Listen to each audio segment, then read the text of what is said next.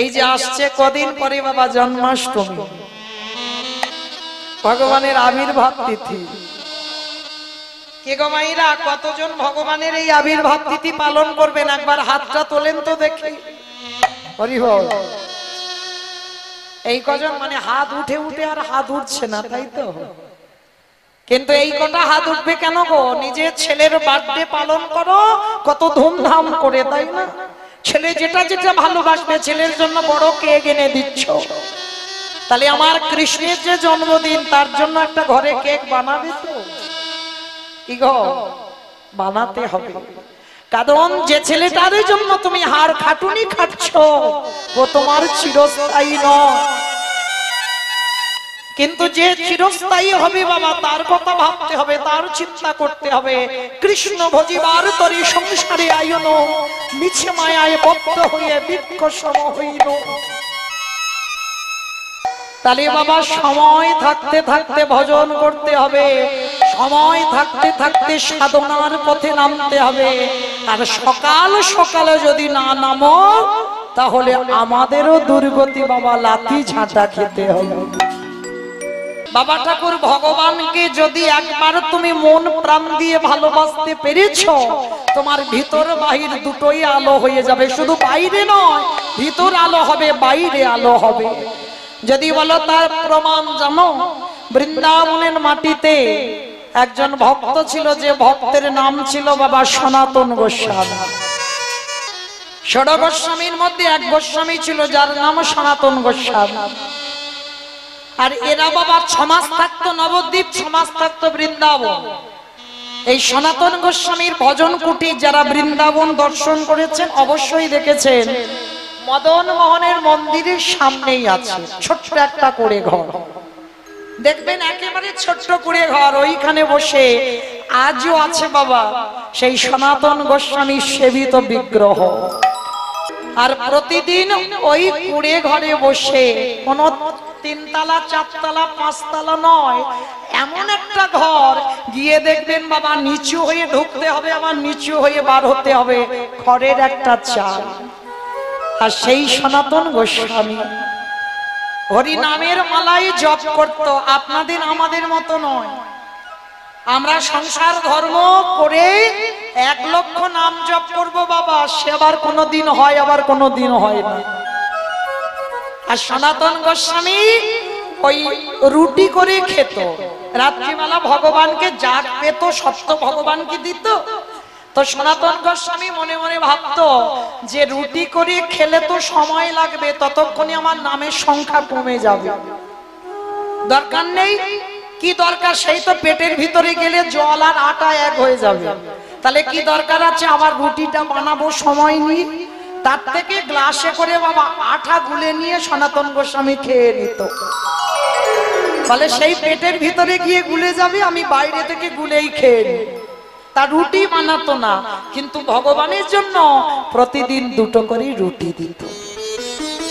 কিন্তু জানো, এই যে 2টো রুটি দিত সনাতন গোস্বামী, দেখবেন মা যারা রান্না বান্না করে যে পুরুষেরা, তারা ভালো পারে। আর যারা রান্না বান্না জানে না, তারা তো ভালো করে রুটি বানাতে পারে না। কোনোদিন পুড়ে যায়, কোনোদিন বাবা লবণ দেয় না। আর বলেন যদি রুটি পোড়া হয়, লবণ যদি না দেওয়া হয়, তাতে তো কোনো সবজি দেওয়া হয় না, শুধু পোড়া রুটি কি ভগবান খেতে পারে? কি গো, যে ক্ষীর সর ননি মাখন সেবা করে, সে কি করে খাবে ওই 2টো করে পোড়া রুটি? কি করে পারবে পোড়া রুটি খেতে? তো একদিন সনাতন গোস্বামী রাতের অন্ধকারে বাবা ওই জপের মালাটা নিয়ে জপ করছে। একটু মন দিয়ে শুনবেন ভগবান কতটা ভক্তকে ভালোবাসে। তা সনাতন গোস্বামীর ওই ভজন কুঠিরে আমার মদন মোহন এসে দাঁড়িয়েছে। আর মদন মোহন এসে ডাকছে, সনাতন কে? এত রাত্রিবেলা কি আমায় ডাকছে? সনাতন, ও সনাতন একটা কথা বলো। কি কথা? প্রভু এত রাত হয়েছে, তুমি ঘুমাওনি, আমি তো তোমার ঘুম পাড়িয়ে এলাম, তুমি শয়নে যাওনি? বলে না, তুই শয়নে দিলি, কিন্তু আমি একটা কথা বলবো বলে তোর কাছে রাত্রিবেলা এসেছি। কি কথা প্রভু? আচ্ছা সনাতন, প্রতিদিন তুই তোমায় দুটো করে রুটি করে দিস। আরে রুটি করে দিস বটে বাবা, তা তুই তো ওই পোড়া পোড়া রুটি দিস, তার সঙ্গে কিছু দিস না। তা তুই কি পারিস না বাবা? ওই আঠাটা যখন মাখাবি একটু লবণ দিয়ে আঠাটা মাখাতে পারিস? যদি যদি আঠাটা বাবা লবণ দিয়ে মাখাস তাহলে তো আমার একটু খেতে ভালো লাগে, তাহলে তো আমায় একটু সেবা করতে ভালো লাগে। তুই একটা কাজ করবি সনাতন, একটু যখন রুটিটা বানাবি ওই রুটিটা একটু লবণ দিয়ে রুটিটা করে দিস। ভক্তের ভজনের ক্ষমতা কত দেখো। সনাতন গোস্বামী রেগে গিয়ে বলে উঠলেন, এই যে ভালো লাগে খাবে, আর ভালো যদি না লাগে যে তোমার মিষ্টি মিষ্টান্ন ভালো ভালো রুটি করে দেবে, লবণ দিয়ে রুটি দেবে, তার বাড়িতে গিয়ে তুমি বসে বসে খাও। আর তোমার জন্য আমি নামের সংখ্যা বন্ধ করে আমি লোকের বাড়িতে লবণ ধার করতে যাব? শোনো, ভালো লাগে পোড়া রুটি খাবে, আর ভালো না লাগে অন্য ভক্তের বাড়িতে গিয়ে খেয়ে আমার কাছে আসবে। কতটা ভজনের শক্তিটা দেখেন, ভগবানের উপরে চোখ রাঙাচ্ছে। তা মদন মোহনের বড় অভিমান হলো। হ্যাঁ রে, আমি তো অন্য কিছু বলিনি, আমি বলেছি একটু লবণ দিয়ে রুটি করে দিতে। তার জন্য তুই এত বড় বড় কথা বলছিস যে দরকার হয় তুমি লোকের বাড়ি থেকে খেয়ে এসো। হ্যাঁ ঠিক বলেছি, আর প্রয়োজন যদি হয় তুমি লবণের ব্যবস্থা জোগাড় করে আর খেও। আমি পারবো না তোমার জন্য লবণ আনতে, যা দিয়েছি তাই ভালো ভালো খাবে। ভগবান শুনে নিয়েছে, শুনে নিয়ে বাবা মন্দিরে গিয়ে ঘুমিয়ে পড়েছে। আর ভগবানকেই বকা দিয়ে না আমার ভক্তের হৃদয়টাই বড় কষ্ট হচ্ছে। কেন যে বলতে গেলাম, আর কেন যে বললাম যে তুই তো লবণের ব্যবস্থা করে নে, যদি রেগে আমার কাছ থেকে চলে যায়। সেদিন আর সনাতন ঘুমায়নি। সনাতন গোস্বামী কি করেছে, ভোর ভোর উঠেছে, আর ভোর ভোর উঠে যমুনায় স্নান করেছে। স্নান করে কোমর পর্যন্ত জলে দাঁড়িয়ে আহ্নিক করছে। হঠাৎ বাবা পিছন থেকে একটা জাহাজ এসে জাহাজটা ওই যমুনাতে আটকে গেছে, আর যাচ্ছে না জাহাজ। একেবারে সনাতনের পিছনে এসে জাহাজটা আটকে গেছে। আর কত বাবা প্রজারা ছিল, কত মানুষ ছিল জাহাজে, সবাই নেমে বাবা কত চেষ্টা করছে, কিন্তু কিছুতেই পাচ্ছে না জাহাজটা ভাসাতে। তা সবাই নেমে এসে দেখেন একটা বাবাজি আহ্নিক করছে। বাবাজিকে বলছে, বাবাজি একটা কথা বলবো, তুমি কৃপা করে এই বৃন্দাবনে কোনো লোকজন জানা আছে যে আমাদের জাহাজটা যেন একটু ঠেলে ভাসিয়ে দেয়? তা সনাতন গোস্বামী হেসে বলছে, শোনো, আমি কিছু করতে পারবো না, আমার ওই মন্দিরে একটা ছেলে আছে, যাও তুমি ওই মন্দিরে গিয়ে একবার নালিশ জানাও, যদি তোমার কথা শোনে। তা জাহাজের মালিক কোনোদিন ভগবানের কাছে গিয়ে কিছু চাইনি হাত পেতে, আজকের প্রথম। তা জাহাজের মালিক গিয়েছে মদন মোহনের কাছে। মদন মোহনের কাছে গিয়ে ডাকছে, প্রভু আমার জন্য নয়, আমি জানি না কি হয়েছে, জাহাজটা যে যাচ্ছে না, প্রভু কৃপা করে তুমি জাহাজটা ভাসিয়ে দাও।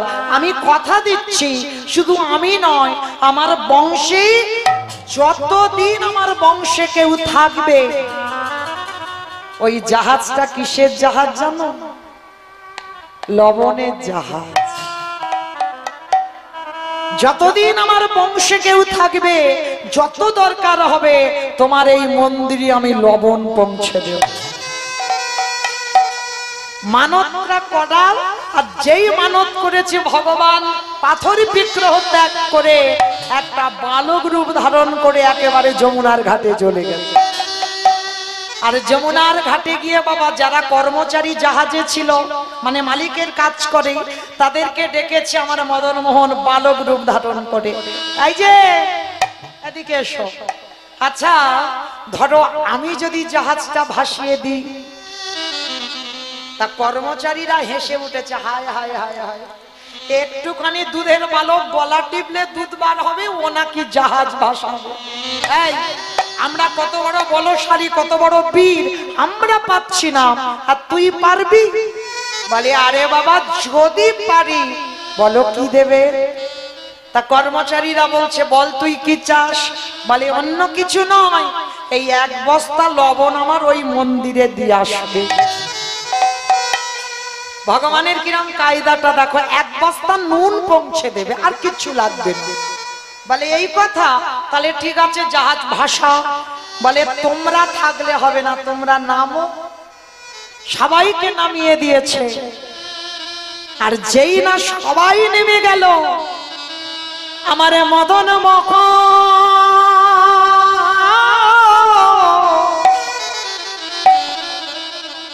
আজ যেই না সবে চরণটা তুলেছে, বেজেছিল রাসমণ্ডলীতে বাজবে কি বংশীধ্বনি, তাই না? আর এখন বাজছে কি মুরলী। এই যে বাবা ভগবানের সব সময় একটা জিনিস বাজেনি, বেজেছিল কোন সময় বংশী, কোন সময় বেনু, কোন সময় মুরলী। তাহলে মুরলীটা কিভাবে এলো, বংশীটা কিভাবে এলো, বেনুটা কিভাবে এলো? এই যে মুরলী, মুরলীর জন্ম কিভাবে জানো? ব্রহ্মা নিষ্কাম যজ্ঞ করেছিল, আর এই নিষ্কাম যজ্ঞে বাবা 25 পর্ব বাঁশ উঠেছিল। 25 পর্ব বাঁশ, পর্ব মানে বোঝো তো? হ্যাঁ, এই যে আখ দেখেছো, আখের যেমন গাঁট হয়, ওই রকম 25 বার একটা 25 পর্ব বাঁশ উঠেছিল যজ্ঞ থেকে। আর ওই যজ্ঞ থেকে 25 পর্ব বাঁশ ভাগাভাগি করে দেওয়া হলো। কিরকম? 9 পর্ব দেওয়া হয়েছিল বিষ্ণুর হাতে ধনুক, 7 পর্ব দেওয়া হয়েছিল রামচন্দ্রের হাতে ধনুক, 5 পর্ব দেওয়া হয়েছিল শিব ঠাকুরের হাতে ধনুক, আর 3 পর্ব দেওয়া হয়েছিল তৃতীয় পাণ্ডব অর্জুনের গান্ডীব্য ধনুক। তাহলে বাবা কত হলো? 9, 7, 5, 3 26। 26 খিচুড়ি স্কুলে যাই। 9, 7, 5, 3 কত হলো? 24, তাই তো? তাহলে 24 পর্ব উঠেছিল, 5, 25 পর্ব। তাহলে এক পর্বটা কোথায় গেল? এই এক পর্বটা হলো ভগবান কৃষ্ণের হাতে মুরলী। আর বাবা যারা বাঁশ দেখেছো, বাঁশের আগালিতে দেখেছো একটা কঞ্চি মতো থাকে না, সরু মতো আগাতে একেবারে কঞ্চি, ওটা কি হলো? ওইটা হয়েছে বাবা হরি নামের ধ্বজা। যেদিন আমাদের অধিবাস হয়, আমার গ্রামে হয়, অধিবাসের 1 মাস আগে ওই ধ্বজা পোঁতা হয়, আর 1 মাস বেড়া নাম দিয়ে তারপরেই বাবা আমাদের 12 বাড়ি কীর্তন হয়। এগুলো অনেক অনেক জায়গাতে আছে, এই ধ্বজা পোঁতা হয় হরি নামের ধ্বজা। সেইটা হচ্ছে 25 পর্ব বাঁশের সেই আগারে মাথার কঞ্চি। তাহলে মুরলীটা পাওয়া গেল। তাহলে এটা হলো মুরলী। তাহলে বাবা বংশীটা কোথায়? এই বংশীটা হলো যেদিন বাবা 10 অবতারের মধ্যে একটা অবতার, যে অবতারের নাম হচ্ছে পরশুরাম অবতার। আর এই পরশুরাম অবতারে আমার পরশুরাম দর্শন করেছিল একদিন সীতা মাকে, মানে জনক রাজার মেয়ে। জনক রাজার মেয়ে জানকীকে দর্শন করে পরশুরামের বড় পছন্দ হয়েছিল। তা জনক রাজাকে বিয়ের প্রস্তাব দিয়েছিল, বাবাজি আপনার এত সুন্দর কন্যা আমি গ্রহণ করতে চাই। তা তখন জনক রাজা বলেছিল, দেখো বাবা তোমার মতো জামাই পাওয়া তো সৌভাগ্যের ব্যাপার, কিন্তু আমি যে আমার মেয়েকে তোমার হাতে সম্প্রদান করব, আমার মেয়ে তো এখন নাবালিকা, ও বড় হোক, বড় হলে আপনার হাতে তুলে দেব। তা তখন পরশুরাম বলেছিল, দেখো তোমার মেয়ে বড় হতে হতে কি আমি তোমার বাড়িতে ঘর জামাই থাকবো? আমার তপস্যা আছে, আমার ধ্যান করতে হবে, তাই আমি যাচ্ছি হিমালয়ের পাদদেশে। আর শোনো, আমার হাতের এই গান্ডীব্য ধনুকটা, হরি বল, এই হরধনুটা আমি তোমার হাতে দিয়ে গেলাম।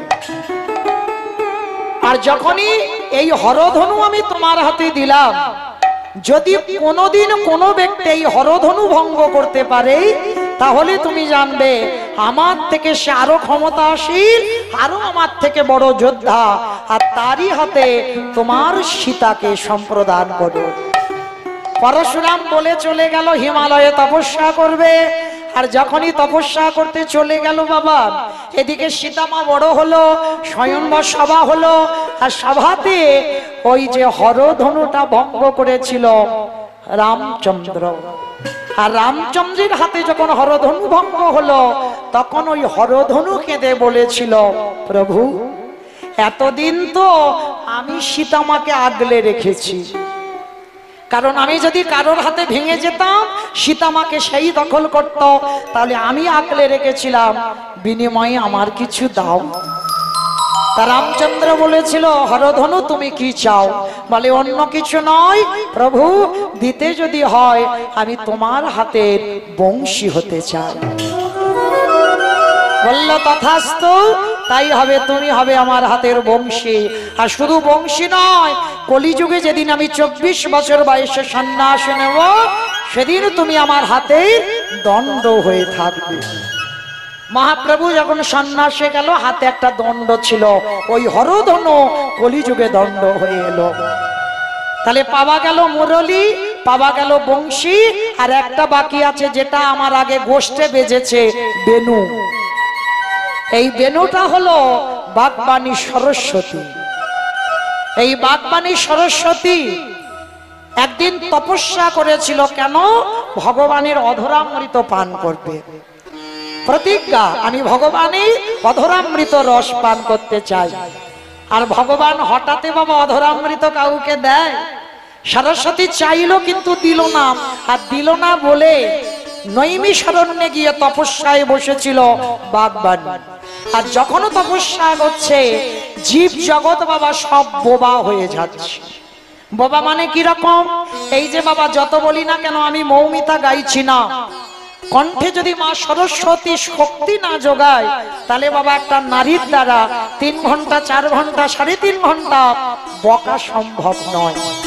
তাহলে ভগবান মা সরস্বতীকে পাঠিয়েছে, কণ্ঠে বসেছে, আর সরস্বতী কণ্ঠে আছে বলে আমরা এত কথা বলতে পারি। আর সেই সরস্বতী যদি বাবা তপস্যায় বসে, তাহলে তো সব বোবা হয়ে যাবে। সরস্বতী তপস্যায় সমস্ত দেবতারা ছুটে গেলেন, প্রভু প্রভু বলে দাও। সরস্বতী তপস্যায় বসেছে, আমরা বোবা হয়ে যাচ্ছি, কথা বলবার ক্ষমতা নেই, কি করব? ভগবান ছুটে গেল বাগবানীর কাছে। বাগবানী বলো তুমি কি মন প্রাণ দিয়ে আস্বাদন করবে? কারণ আজকে রূপের কথা শুনতে গেলে বাবা নবদ্বীপে বিষ্ণুপ্রিয়া যে রূপ দেখেছে, সেই রূপের কথা তো আগে আমাদের শুনতে হবে।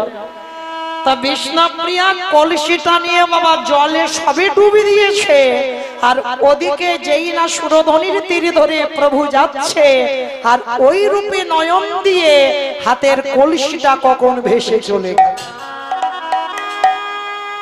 আপালক নয়নে তাকিয়ে আছে গৌর ফানে, আর ওই গৌর রূপে দর্শন করে প্রভু তো হরিনাম করতে করতে চলে গেল। বিষ্ণুপ্রিয়া কাঁদতে কাঁদতে ঘরে ফিরেছে। অমায়েরা গৌরকে ভালোবাসলে তার দুর্দশাটা কি হয় দেখো। আজকের বিষ্ণুপ্রিয়া ঘরে এসে বসে বসে কাঁদছে। বিষ্ণুপ্রিয়ার মা ছুটে এসেছে, আরে মা, আরে তোকে যে কলসিটা দিলাম, কই জল এনেছিস? মেয়েটা তো শুধু বসে বসে কেঁদেই যাচ্ছে। ও বুঝতে পেরেছি, প্রথম কাজ শিখছিস তো, আমার মনে হয় কলসিটা নিয়ে যেতে যেতে বোধহয় ভেঙে দিয়েছিস। ঠিক আছে, তা তাতে কান্নাকাটি করার কি আছে? তোর বাবাকে বলবো আবার কালকের একটা কলসি কিনে দিতে। নতুন যখন কাজ শেখা হয় অনেক কিছু ভুল ভ্রান্তি হয়, তা বলে এত কাঁদছিস কেন? অমাইরা কলসিটা কি ভেঙেছে বলে কাঁদছে? না কলসিটা সুরধনী গঙ্গায় চলে গেল বলে কাঁদছি। ওই গৌর রূপে নয়নে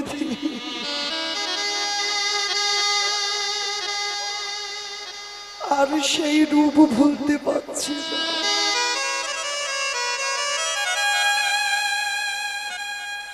বারে বারে মনে পড়ে যাচ্ছে বাবা সেই গৌর রূপের কথা। যে মেয়ে কত চাঞ্চল্য ছিল, কত চঞ্চল, কত খেলাধুলা করত, বিষ্ণুপ্রিয়া সবসময় ছটফট করত, সেই মেয়েটা সুরধনী থেকে গৌর রূপ দেখে বাড়িতে এসে শুধু বসে বসে কাঁদছে। তা বিষ্ণুপ্রিয়ার মা ছুটে এসেছে, স্বামীকে ডেকে বলছে, স্বামী ও স্বামী দেখো না, বুঝতে পারছি না মেয়েটার কি হয়েছে। আমি বললাম তুই বড় হলে বিয়ে দিতে হবে, এখন থেকে একটু কাজ শিখে নে। আমি একটু বলেছি ওকে সুরধনী গঙ্গায় জল আনতে। স্বামী মনে হয় কলসিটা কোথাও ফেলে দিয়েছে বা ভেঙে গেছে, দেখো মেয়েটা কিরকম বসে বসে কাঁদছে। বিষ্ণুপ্রিয়ার বাবা চিৎকার করে বলে উঠলেন, হ্যাঁ গো গিন্নি, যে মেয়েটাকে আমি কোথাও যেতে দিই না, আর সেই মেয়েটাকে তুমি কাজ শেখাবার জন্য সুরধনী জল আনতে পাঠিয়েছ। শোনো গিন্নি, আমার মনে হয় আমার মেয়েটার ওই সুরধনীর তীরে কত মরা ভেসে যায়। আমার মনে হয় আমার মেয়েটার কোনো বায়ু বাতাস লেগেছে, মনে হয় কোনো ভূত রূপ ধরেছে। আর যদি ভূতে না ধরবে মেয়েটা ওই রকম এত চঞ্চল মেয়ে শুধু বসে বসে কাঁদছে। বিষ্ণুপ্রিয়া বসে আছে বাবা। বিষ্ণুপ্রিয়াদের বাড়িতে একটা চাঁপা ফুলের গাছ ছিল। ওই চাঁপা ফুলের গাছের তলায় একটা চাঁপা ফুল হাতে করে তুলে নিয়েছি, আর চাঁপা ফুলের রং আর আমার গৌর রং এক হয়ে গেছে।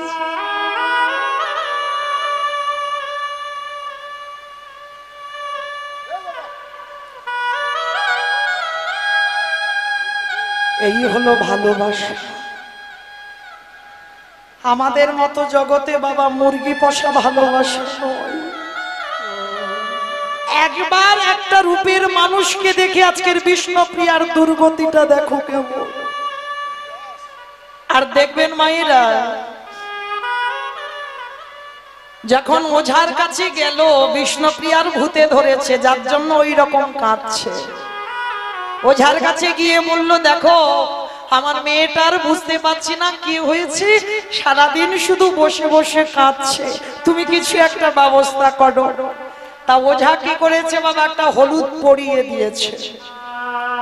কি গো মায়েরা, আপনাদের এখানে আছে ওই ওঝা বৈদ্য ধরলে একটা হলুদ টলুদ পরিয়ে দেয় না, বলে এটা বেটে ভালো করে একটু মেয়ের গায়ে মাখিয়ে দিও, বা হলুদটা একটু থেতো করে একটু নাকের কাছে একটু শুকিয়ে দিও, দেখবে ঠিক হয়ে যাবে।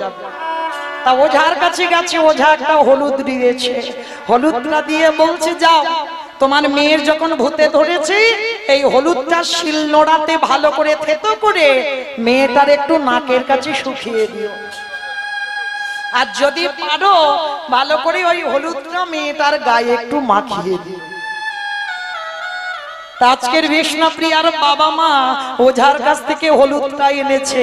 হলুদটা এনে প্রিয়াকে বলছে, প্রিয়া এই মা শোন, আমি ওঝার কাছে গিয়েছিলাম, তুই কান্নাকাটি করিস না, এক্ষুনি তুই ভালো হয়ে যাবি। এইবার শিলনোড়া ধরেছে, আর শিলের উপরে যখন হলুদ রেখে দিয়েছে, হলুদ রেখে দিয়ে যেই না হলুদটাকে আঘাত করলো, হলুদের আসল রূপ বেরিয়ে গেল। বাইরে তো একটু কালো মতো ছিল, কিন্তু হলুদের যে আসল রূপ তার তো ভিতরে আছে। আর যেই আসল রূপে বেরিয়ে গেল, বিষ্ণুপ্রিয়া দর্শন করে মনে পড়ে গেল গৌর রূপের কথা। গৌর রূপের কথা ওই হলুদের রঙে আরে গৌরের অঙ্গের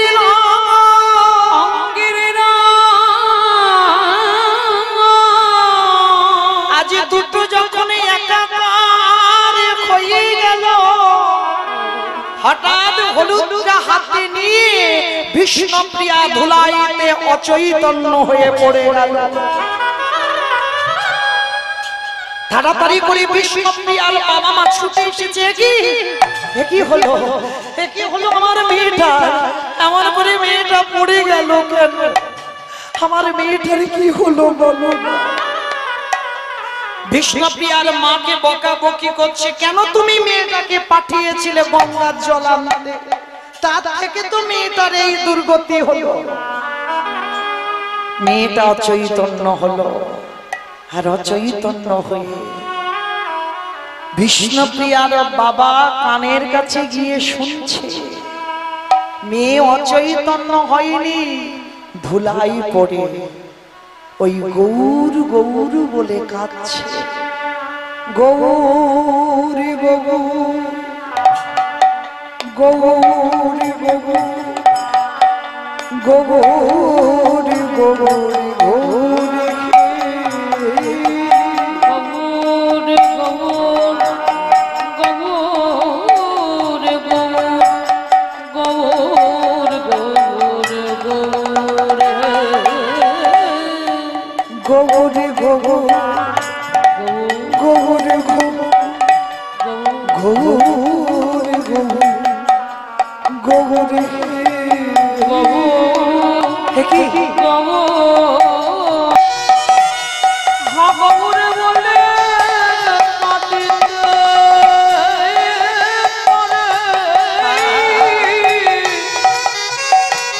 সেই ভক্তের ভিতর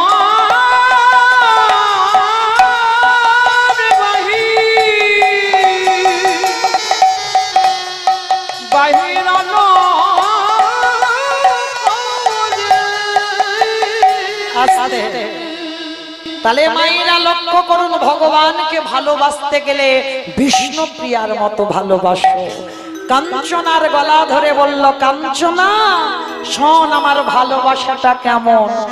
ওরে জলের ভিতরে দেখি, জলে দেখি গোড়া, জলের ভিতরে দেখি, জলে দেখি গোড়া, আজ জলের ভিতরে দেখি, জলে দেখি গোড়া, জলের ভিতরে দেখি, জলে দেখি গোড়া, আজ ত্রিভুবন চাঁদে গোড়া, চাঁদে হইল তারা, ত্রিভুবন চাঁদে গোড়া, চাঁদে হইল তারা, ত্রিভুবন মায়ে গোড়া, চাঁদে হইল তারা, ত্রিভুবন মায়ে গোড়া, চাঁদে হইল তারা।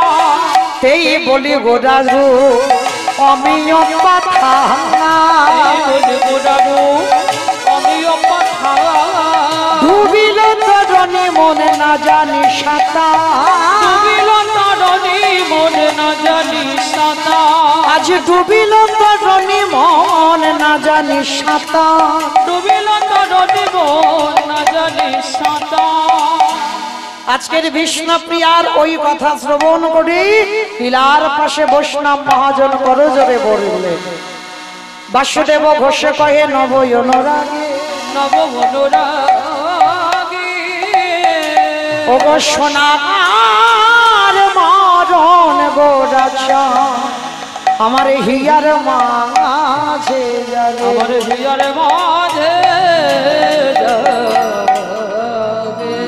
প্রত্যেকে গলা ছেড়ে বলবে কেমন, গৌর সুন্দরী কি, নবদ্বীপের ধাম কি, শশীর নন্দন কি, বিষ্ণুপ্রিয়া কি, নিতাই চাঁদ কি, ভক্তবৃন্দ কি, হরিবাসন ধাম কি, সাধু গুরু বৈষ্ণব কি, আপন আপন গুরুচরণ কি, কমিটি ভাই সব কি, হরিনাম যজ্ঞ কি, আজকের আনন্দ কি, মুরুটিয়া জগন্নাথ মন্দির কি, নিতাই গৌর প্রেমানন্দে।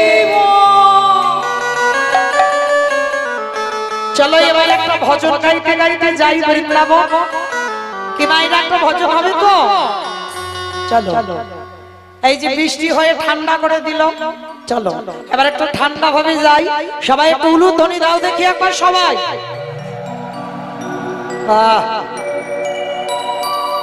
কৃষ্ণ কন্হৈয়া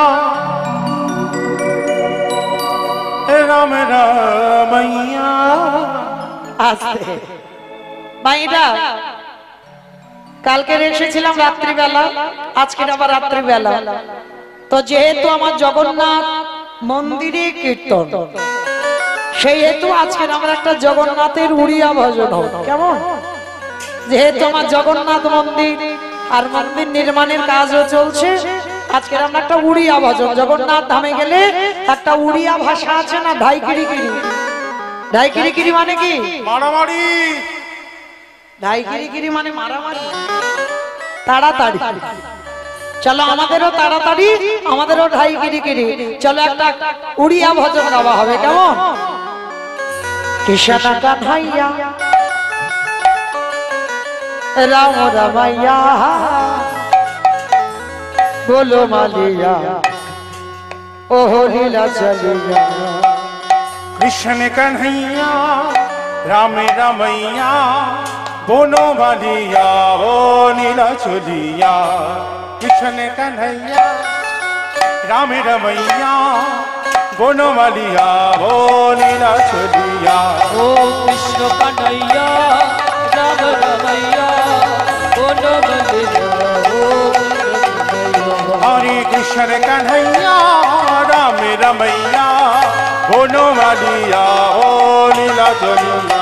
ओ कृष्ण कन्हैया राम रमैया बोलो मालिया ओ लीला चलिया।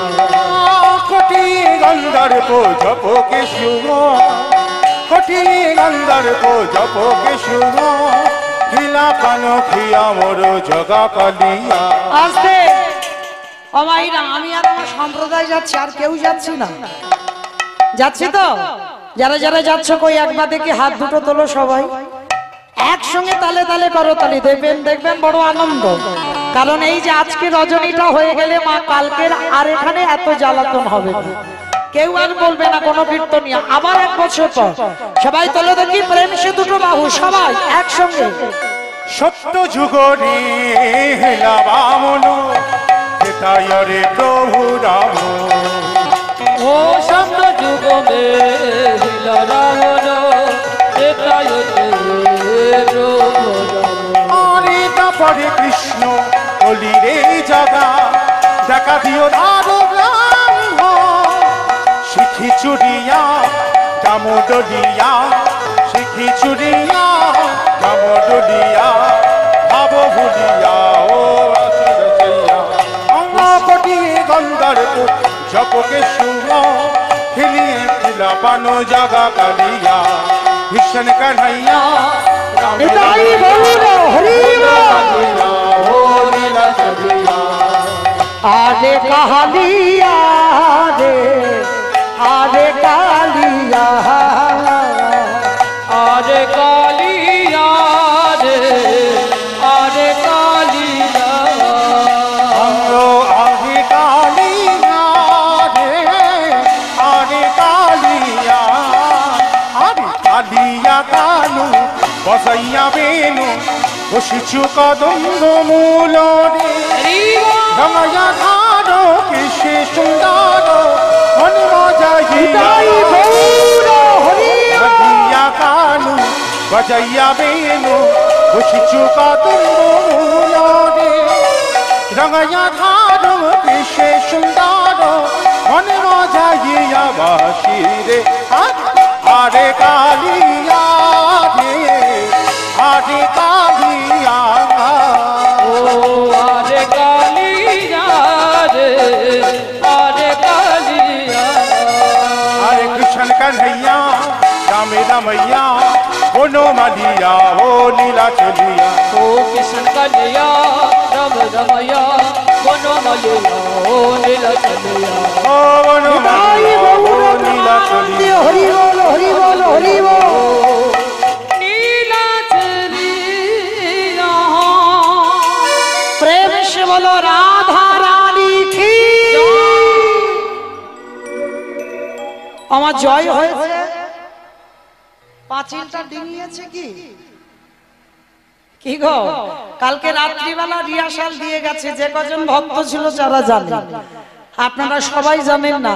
তাহলে বলেছিলাম কাল সন্ধ্যাবেলায় ফাইনাল হবে। তাহলে একটু গলাটা ছেড়ে বলো তো দেখি, শাশুড়ি বৌমাতে যেমন ঝগড়া টগড়া হয় সেই রকম করে বলো, রাধা রানী কি, বৃন্দাবনেশ্বরী কি, যমুনা মাইয়া কি, নন্দগাঁও কি, ওচা গাঁও কি, বর্ষা নাম কি, ভক্তবৃন্দ কি, হরিবাসন ধাম কি, সাধু গুরু বৈষ্ণব কি, আপন আপন গুরুচরণ কি, কমিটি ভাই সব কি, হরিনাম যজ্ঞ কি, মহাপ্রসাদ কি, আজকের আনন্দ কি, নিতাই গৌর প্রেমানন্দে। লীলায় যাওয়ার আগে একটা নিবেদন আপনাদের কাছে আছে। যেহেতু বাবা কমিটি দাদা ভাইদের আদেশ পালন করতে হবে, সেটা ধার্য করতে হবে। আপনারা জানেন আমার জগন্নাথ দেবের মন্দির নির্মাণ শুরু হয়েছে, তার জন্য আপনাদের কাছে আমার একান্ত বিনীত কাম্য, বিনীত নিবেদন, আপনারা যদি আগে না আসেন তাহলে এই মন্দিরটা বাবা অসম্পূর্ণ রয়ে যাবে। আর এই মন্দির শুধু আমার এই কমিটি দাদা ভাই আর শুধু এই মুরুটিয়ার গ্রামবাসী বৃন্দ বলে না, সবার যারা দূর দূরান্ত থেকে আসছেন সবার কিন্তু এই মন্দির, কারণ ভগবান কারোর একার সম্পদ নয়, ভগবান সবার। আর যদি ভগবানের কাছে কিছু দেওয়া যায়, বিশেষ করে বাবা ভগবানের শিব বিগ্রহ বা ভগবানের মন্দির নির্মাণে যদি কিছু দান করা যায়, অন্তিম সময় আমার ভগবান তার সকল মনোবাসনা পূর্ণ করেন। বিশেষ করে বাবা আপনারা যারা জগন্নাথ ধামে যাবেন, অনেকে গেছেন দেখেছেন, এই ইন্দ্রদম্ন রাজা মন্দির প্রতিষ্ঠা করেছিল, বিগ্রহ প্রতিষ্ঠা করেছিল। কেন না, ইন্দ্রদম্ন রাজার কোনো সন্তান সন্ততি ছিল না, বংশে বাতি দেওয়ার মতো কেউ ছিল না। তো ভগবান দৈববাণী করে বলেছিলেন বাবা যে শোনো ইন্দ্রদম্ন, তুমি যদি জগন্নাথের মন্দির প্রতিষ্ঠা করতে পারো, জগন্নাথ দেব প্রতিষ্ঠিত করতে পারো, তাহলে অবশ্যই তোমার বংশে আমি কাউকে পাঠাবো। তাহলে ইন্দ্রদম্ন রাজা সব থেকে পূর্ণ সঞ্চয় সেখানে হয় যদি আমার ভগবানের মন্দির নির্মাণে কিছু দেওয়া যায়।